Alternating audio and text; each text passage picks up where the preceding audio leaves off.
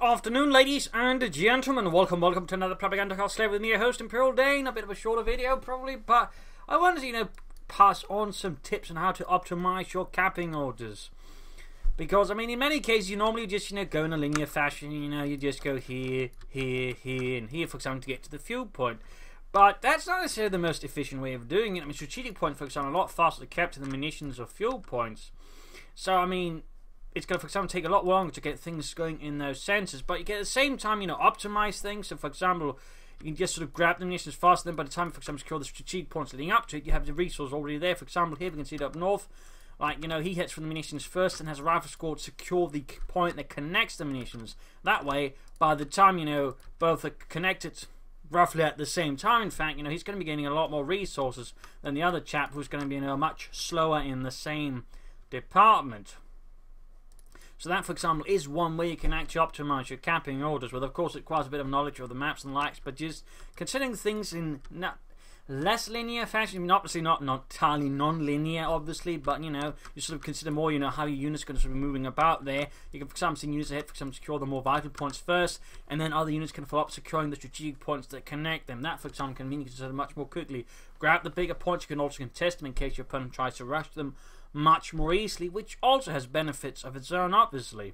So just by slightly changing how you actually grab territory in the early game, for example, you can actually sort of change up how you actually get resources in the early game, how your opponents actually able to disrupt your early game as well. And those can actually lead to some, rather big benefits. Similarly, this can also be the reversal. How can you do better harassment? Again, you think non-linearly.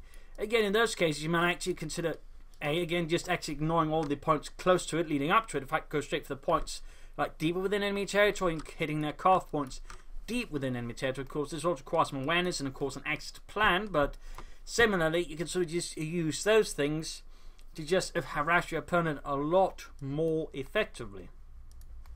So, for example, again, say, you want to harass your opponent's field, normally again go here, here, and here.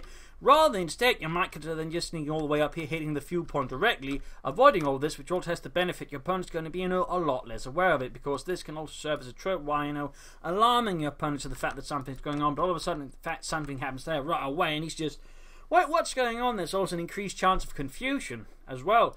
Sure, you won't be able to secure it right away, but more importantly, you're actually disrupting the fuel, and again, being able to disrupt your opponent's resources plays a big role. So, similarly, you can apply the rules again, just to mention, optimizing your capping orders, also optimize your harassment for just better disrupting your opponent's resources. So, those sorts of things, can have an effect there in the early game and late game, mid game.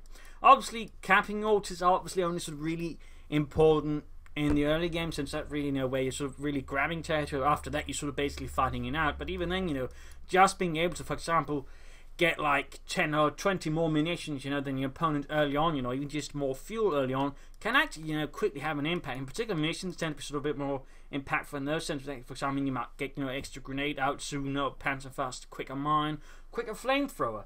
All those things, quickly add up against your opponent. So, in those ways, just slightly improving things can have big effects. But also, just again, the whole, being able to, cut off your opponent before he tries to harass you and just even try to disrupt your early game, being able to just help hold down those vital points can also, again, disrupt your opponent's plans. So, all of these things can very, I think, quickly add up and thus, give you that slight little edge you might, in fact, be looking for in some games. And obviously, it's not going to be as impactful in all of your games, but it will, I think, probably have some kind of effect on several of your games if you use it correctly. Again, just that 10 or 20 extra munitions or 10 extra fuel can occasionally have an impact. And of course, simply being able to disrupt your opponent's resources for that much can also have an impact. So again, shorter video. It's not exactly a really deep topic, but I do think it was one that was sort of, worth talking about, worth mentioning. Also note, don't factor victory points into it. Again, they're not that important in the early game.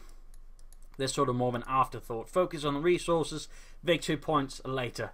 Just want to mention that one as well. So yeah, quick video, but again, not a huge topic, but I think still one that is helpful, can have some use, and can also just help you again gain more resources, but also make you harder to disrupt in the early game, as you can sort of set your troops up in better positions, also force you to consider your positioning more and sort of set things up there. So it can also lead you to get a better gameplay, but it's not something you jump into right away if you're just new to the game.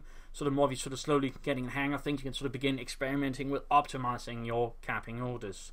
So hopefully you like this video. Hopefully this helps you a bit, you know, gives you some better tools for handling the game of Dash. Subscribe, like, share, comment on it. Of course, if you'd like to do consider donating or pledging on Patreon. That allows me to keep making these videos.